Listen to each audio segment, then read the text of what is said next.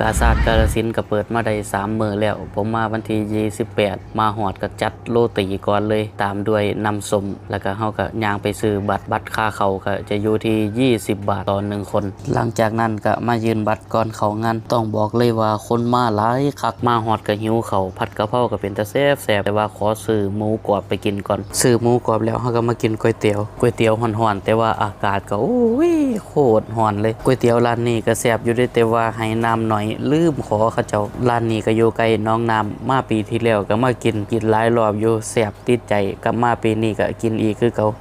หลังจากนั้นเฮาก็มากินหมูกรอบที่เฮาซื้อมากินคำแรกน้ำจิ้มมันก็แซ่บอยู่เด้บ่ว่าจะเป็นน้ำจิ้มซีฟู้ดหรือว่าซีอิ๊วดำแต่ว่าเสียอย่างเดียวเฮาถือมาโดนกว่าสิได้กินหมูมันเย็นแล้วความแซ่บมันก็น้อยลงถ้าจะให้ดีต้องกินตอนที่มันร้อนหลังจากที่กินแล้วเฮาก็ไปหาย่างเลาะได้แป๊บนึงหลังจากนั้นเฮาก็มาเบิ่งหมอลำไหมพัสรีเริ่มเล่นประมาณ 4 ทุ่มหลังจากนั้นประมาณ 5 ทุ่มก็กลับบ้าน